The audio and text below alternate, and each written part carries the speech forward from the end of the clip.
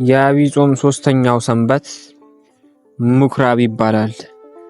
ምኩራብ ማለትም ቀጥተኛ ፍቺው ኮረብታ፣ ተራራ የሚያህል ታላቅ ሕንጻ ማለት ነው። ጌታችን መድኃኒታችንና አምላካችን ኢየሱስ ክርስቶስ በምኩራብ አይሁድ ተገኝቶ ለታሰሩት ነጻነትን፣ ለሞቱት ሕይወትን፣ ለድሆች ወንጌልን፣ ለተጠቁት ነጻነትን፣ በፍርድ ላሉት ሁሉ ዓመተ ምሕረትን ስለማስተማሩ በትምህርቱም ስለመደነቁ ይነገራል፣ ይዘመራል። ስያሜው የቅዱስ ያሬድ ነው። ጌታችን ኢየሱስ ክርስቶስ በምኩራብ የሰራቸውን ነገሮች እያስታወሰ ስለዘመረ ዕለቱም ምኩራብ ተባለ። ይህም የዐቢይ ጾም ሶስተኛ ሰንበት ወይም ሳምንት ነው። የቤት ቅናት በላኝ። ምኩራብ ከቤተ መቅደስ በብዙ ይለያል። ቤተ መቅደስ በብሉይ ኪዳን ከኢየሩሳሌም ውጪ አይሰራም ነበር። ምኩራብ ግን በየትኛውም ቦታ መስራት ይቻል ነበር። የሚሰራበትም ዓላማ ለሕገ ኦሪት መማሪያ፣ ቃለ እግዚአብሔር መንገሪያ ነበር። በዚህ ዕለት ቅዱስ ያሬድ በመዝሙር ጌታ በምኩራብ ገብቶ ስለማስተማሩ ዘምሯል። ኢየሱስ ወደ አይሁድ ምኩራብ ገባ፣ የሃይማኖትን ቃል አስተማረ። ከመስዋዕት ምጽዋትን እወዳለሁ አላቸው። የሰንበት ጌታዋ የምሕረት አባቷ እኔ ነኝ አላቸው። የአባቴን ቤት የንግድ ቤት አታደርጉት፣ ቤቴ የጸሎት ቤት ነው ወይም ይባላል። ምኩራብ ገብቶ ተቆጣቸው።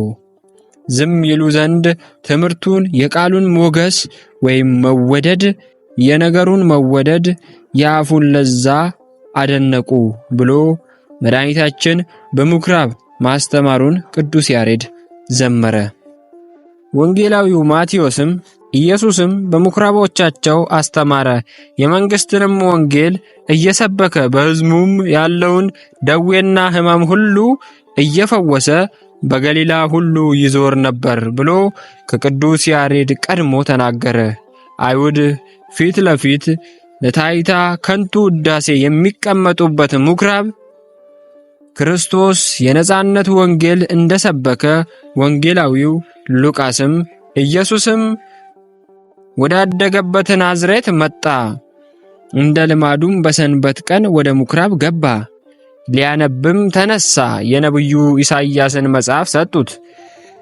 መጽሐፉንም በተረተረ ጊዜ የጌታ መንፈስ በእኔ ላይ ነው፣ ለድሆች ወንጌልን እሰብክ ዘንድ ቀብቶኛልና፣ ለታሰሩትም መፈታትን፣ ለዕውሮችም ማየትን እሰብክ ዘንድ፣ የተጠቁትንም ነፃ አወጣ ዘንድ፣ የተወደደችውንም የጌታን ዓመት እሰብክ ዘንድ ልኮኛል ብሎ የጻፈውን ስፍራ አገኘ።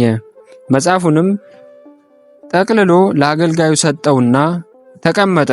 በምኩራብ የነበሩ ሁሉ ትኩር ብለው ይመለከቱት ነበር። እርሱም ዛሬ ይህ መጽሐፍ በጆሮአችሁ ተፈጸመ ይላቸው ጀመር። ከአፉ የሚወጣው የጸጋው ቃል የተነሳ እየተደነቁ ይህ የዮሴፍ ልጅ አይደለምን ይሉ ነበር ብሎ ጽፏል።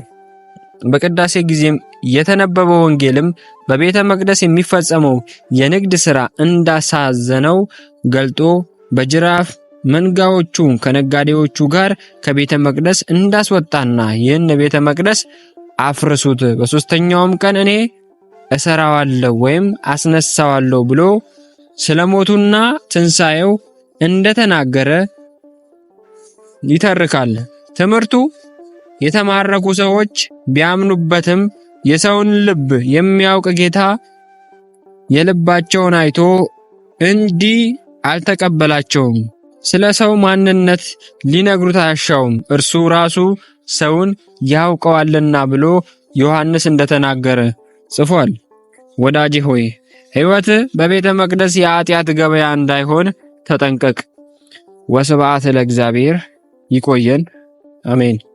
ከመምህር ልዑል አለቃ አካሉ ሥርዓተ አምልኮ ዘኦርቶዶክስ ተዋሕዶ መጽሐፍ የተወሰደ። ደሊላ ሚዲያ፣ የእውነት መንገድ ማያ። ለዚህ ቻናል አዲስ ከሆናችሁ ሰብስክራይብ በማድረግ ቤተሰቡን ወይንን ቪዲዮ ላይክ እያደረጋችሁ ለሌላ ሰው አዛምዱ፣ ሼር አድርጉ እላችኋለሁ። ሐሳብ አስተያየት ካላችሁ ኮሜንት ላይ አስቀምጡልን። በቀጣይ ጊዜ እስክንገናኝ ቸርን ሰንብት።